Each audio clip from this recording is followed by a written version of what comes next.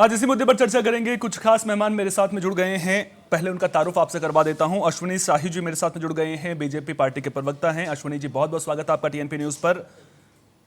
Samajwadi party की प्रवक्ता doctor पूजा मिश्रा जी भी मेरे साथ में जुड़ गई हैं। पूजा जी, आपका भी बहुत बहुत स्वागत। साथ ही साथ में आम आदमी पार्टी का पक्ष रखने के लिए आम आदमी पार्टी के प्रवक्ता मनीष झा जी भी मेरे साथ में जुड़ गए हैं। मनीष जी, आपका भी बहुत बहुत स्वागत। और हमारे consulting editor Govind Thakur ji studio में मेरे साथ में यहाँ पर मौजूद हैं।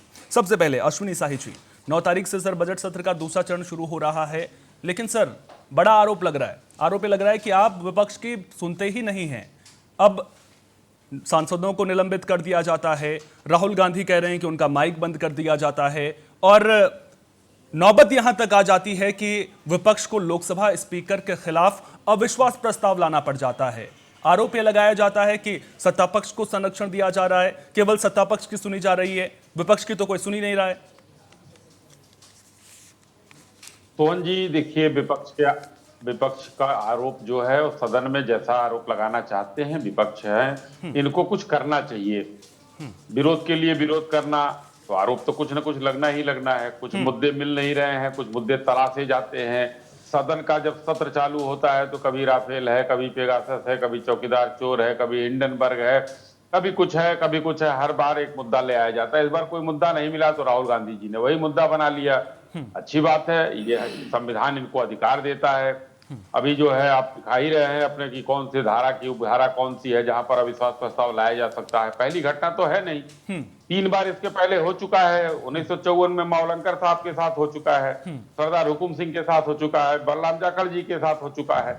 लेकिन विरोधी दलों के पास वो नंबर भी तो होना चाहिए। अगर आप चाह रहे हैं, ये जान रहे हैं कि हम जाकर अभी शेर के सामने लड़ेंगे तो करना क्या है, जो करना है शेर को करना है। भाई मार के खाएगा वो, आप थोड़े कुछ कर पाएंगे उसका। पहाड़ से लड़ जाएंगे तो सर फूटेगा। भाई आपके पास इतनी जो है क्षमता नहीं है। तृणमूल कांग्रेस ने आपका शुरू से ही विरोध कर दिया है। अभी आपके उसमें सुन रहा था मैं कि शायद उन्होंने दस्तखत नहीं किए हैं, इसमें समर्थन करेंगे। पता नहीं क्या करेंगे क्या नहीं करेंगे, ये तो जब वोटिंग की नौबत आएगी तब तो। लेकिन अगर गिनती कर लिया जाए तो विपक्ष कहाँ है आज? हमारे साथ सामने जो है विपक्ष जो है अल्पमत में है। अगर बहुमत में होता तो ये सरकार बना लिए होते।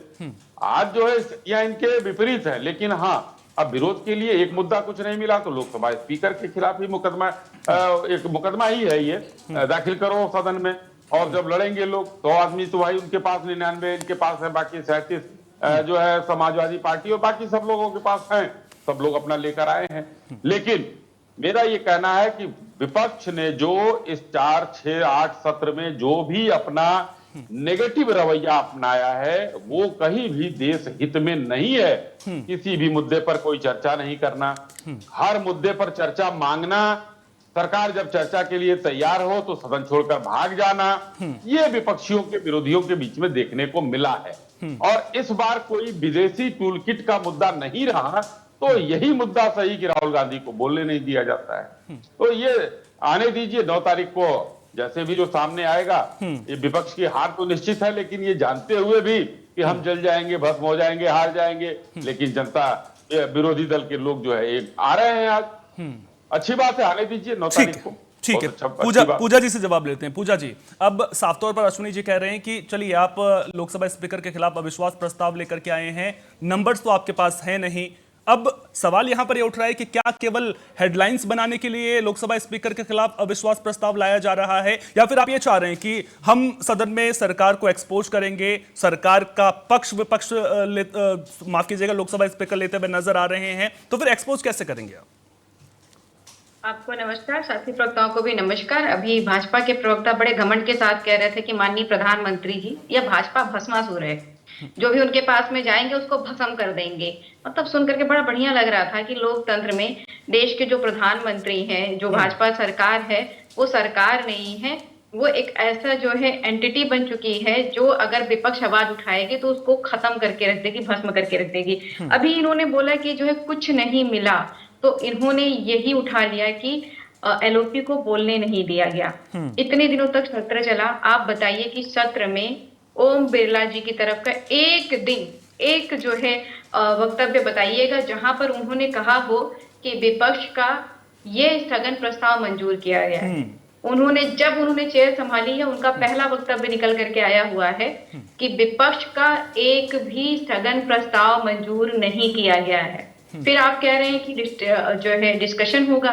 डिस्कशन कैसे होगा? आप चाहते हैं कि विपक्ष वेल में बैठा हुआ स्पेक्टेटर की तरीके से बिहेव करे। जब वो स्पेक्टेटर की तरीके से बिहेव करेगा, तब आप आकर के अपना भाषण, अभिभाषण, जो भी आपको बोलना है बोल करके चले जाएंगे। आप देखिए, ऑपरेशन सिंदूर पे इन्होंने वार्ता रखी और क्या कंक्लूजन निकल करके आया, देश को क्या इंफॉर्मेशन मिली। अभी भी जो है, जब ये कह रहे हैं कि जो जिस किताब की बात चल रही थी जिसपे एलओपी को रोका गया और नियम का हवाला दिया गया कि ये अनपब्लिश बुक है, तो एलओपी ने कहा ठीक है अनपब्लिश बुक है, पर जो आर्टिकल पब्लिश है इस बुक को लेकर के, उस पर तो डिस्कशन किया जा सकता है ना, वो पब्लिश्ड है।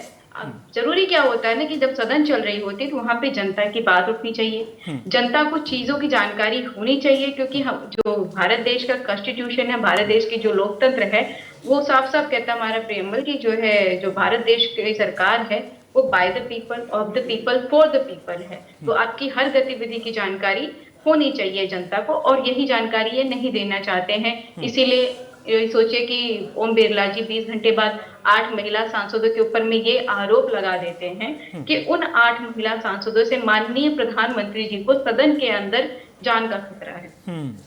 आप सोचिए कि, और अभी कहा जा रहा है कि नहीं, उनके अगेंस्ट में अविश्वास प्रस्ताव नहीं लाना चाहिए। ये वो डिजर्व करते हैं अविश्वास प्रस्ताव। वो लगातार उनका पार्शियलिटी दिखता रहा, और जब पार्शियलिटी दिखेगी, ये पे सतीश महाना जी हैं उत्तर प्रदेश की विधानसभा में, वो अपने स्वयं के विधायकों से नाराज होकर के चले जाते हैं। वो उनको मनाने के लिए पूरा का पूरा विधानसभा लग जाता है, क्या पक्ष क्या विपक्ष के। वहां तो हम नहीं कह रहे हैं कि हम लेकर के आएंगे, या हमने सतीश महाना को कभी टारगेट किया हो, सतीश महाना जी को लेकर के कोई आपत्ति कर रखी हो।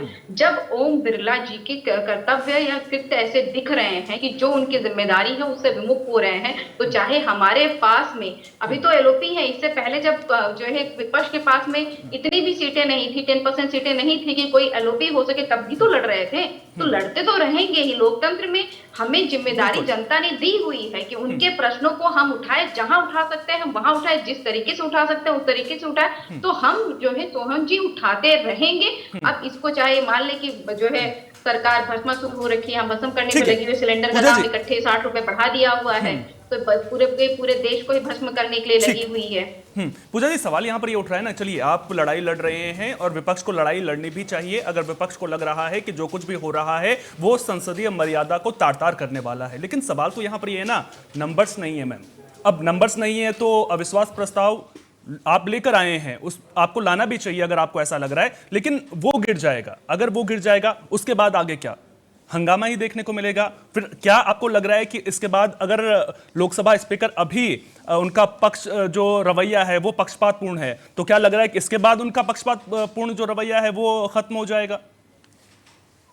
देखिए सोहन जी, वर्तमान की हम बात करते हैं, हम 2047 की और 1947 की बात नहीं करते हैं।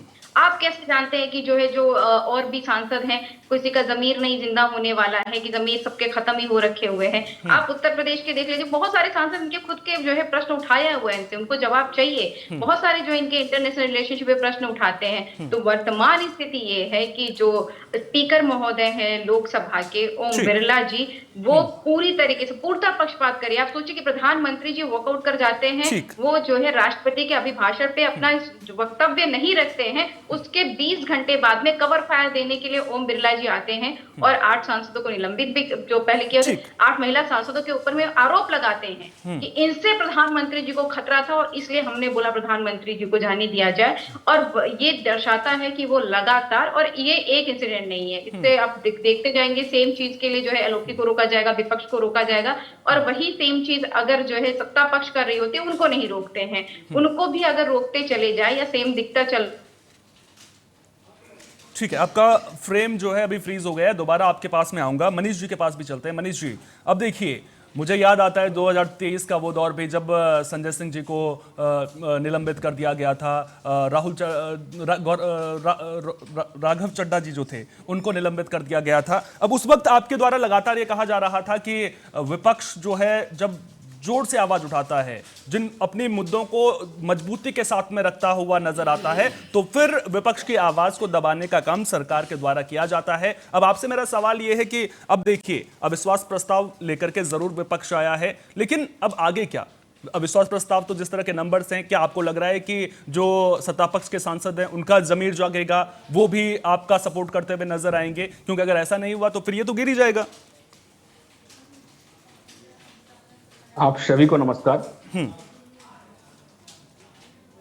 देखिए, गिरेगा या ठहरेगा ये तो समय बताएगा, समय बहुत जल्दी तय हो जाएगा। लेकिन देखिए, संविधान के 94C के तहत संविधान आपको प्रिविलेज देता है, आपको पावर देता है कि आप सदन में अविश्वास प्रस्ताव ला सकते हैं।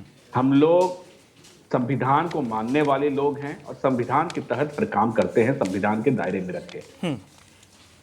रिजल्ट क्या होगा उसकी चिंता किए बगैर हम अपनी बात पूरी निष्पक्षता से और सदन के मर्यादा में रख के संविधान के तहत करते हैं। दूसरी बात मैं आपको बताना चाहता हूं, मैं अभी काफी ध्यान से भारतीय जनता पार्टी के प्रवक्ता को सुन रहा था और जो सदन की कार्यवाही के दौरान जो इनके सांसद निशिकांत दुबे जी ने जो वक्तव्य उठाया था,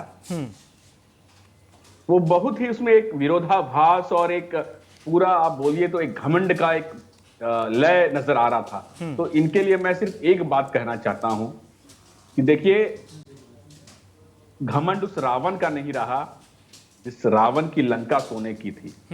वर्तमान परिप्रेक्ष्य को लेकर मैं बात कर रहा हूं। घमंड उस रावण का नहीं रहा जिस रावण की लंका सोने की थी। घमंड उन अंग्रेजों का नहीं रहा जिनका सूरज कभी नहीं डूबता था। तो ये तो सदन की कार्रवाई है। सदन में हमारे प्रधानमंत्री महिला सांसदों से डर जाते हैं। 56 इंच के सीना वाले प्रधानमंत्री, जो 56 इंच का पूरा जोरदार स्वैग बनता है, पूरा ढिंडोरा पीटा जाता है पूरे भारतवर्ष में कि 56 इंच के सीना वाले प्रधानमंत्री हैं। तो उनका 56 इंच का सीना कहां गया कि वो उनको कुछ महिला मातृशक्ति का भय सताने लगा, डर सताने लगा। तो कहीं ना कहीं आप ये समझिए कि गंगा की धार जो है अब उल्टी बह रही है। जिनको गंगा मैया ने बुलाया था वो खुद अब गंगा मैया में डूबने वाले हैं। ये समय बहुत ही जल्द निर्धारित होने वाला है।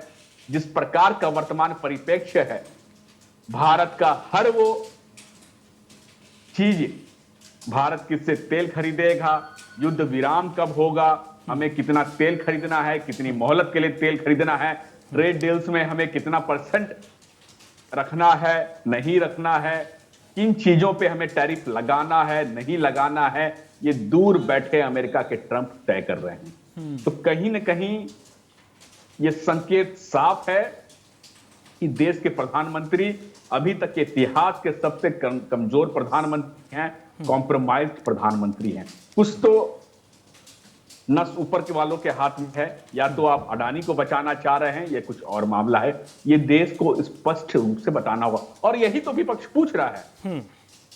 आज जो अविश्वास प्रस्ताव लाया जा रहा है, नेता विपक्ष को बोलने से रोका जा रहा है, उनको टोका टोकी कर दिया किया जा रहा है, उनके विपक्षी पार्टियों के नेताओं को बोलने का मौका नहीं दिया जा रहा है। जब भी विपक्ष के नेता एफस्टीन फाइल का जिक्र करते हैं, मैं आपको बता देता हूं, आपको जानकर बेहद हैरानी होगी कि पूरे विश्व के नेताओं को पर एफस्टीन फाइल में जिनका जिनका नाम हो रहा है उन पर त्वरित कार्रवाई हो रहा है। यह कार्रवाई चल रहा है।